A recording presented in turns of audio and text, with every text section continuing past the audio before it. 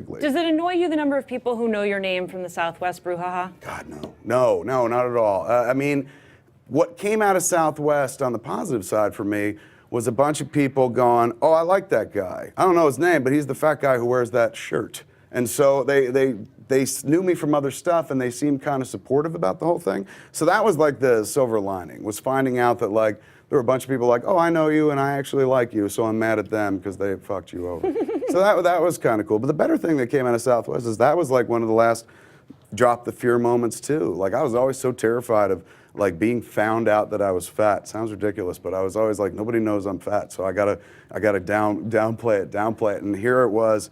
I was like tweeting about it and whatnot, and the media picked up on it, and every article that they wrote was like fat director, fat director. So like 5,000 articles all said fat. And at the end of that, it was like a baptism by fire. It was crazy. Like for a dude who grew up his whole life, like, I hope to God people don't call me fat. Like that's your kryptonite. That's the worst thing someone could say. No, I know. I grew up fat. I understand. You know, look at you. You look amazing. No, I look did. like And you always I'm think of wearing a yourself circus as a tent fat for everything. person. Yes, it never goes away. It's always there. And for the last few years or prior to that, like in film, people don't call you fat because like, they're, hey, big guy, hey, it's the big guy, and then fat goes away.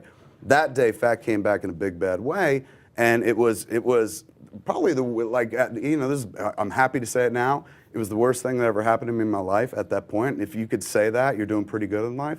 That being said, it sucked because I was just like, oh my God, it couldn't do anything worse to me than be like, you fat piece of shit motherfucker. And they did that for like 3-4 days straight. And then Tiger Woods came out and said, I cheated on my wife. And everyone forgot about my fat ass for a long, long time. So I had this moment. It was weird. I always felt bad for Ben during like the Bennifer thing where people like saying shit about him, kicking him. I was like, how does somebody live through like every day the press writing something shitty?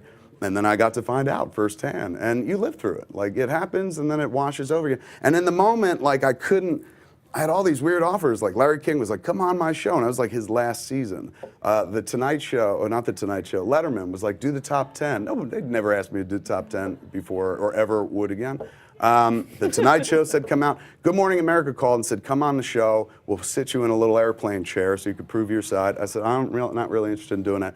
Then they sent someone to my house. Knocked on my door. My kid was like, someone's at the front door. I said, who is it? She goes, Good Morning America. I was like, all of them? And she goes, just someone who wants you to be on the show. I was like, tell them to fuck off. Tell them not to bug you because you're 11 years old and shit. She went out there. She's like, I'm 11, slammed the door. So it was a weird time and it was pretty heinous, but like I came out of it at the end of the day a little bit better for it, you know, just because if you clear your closet of skeletons, man, there ain't nowhere to hide anymore.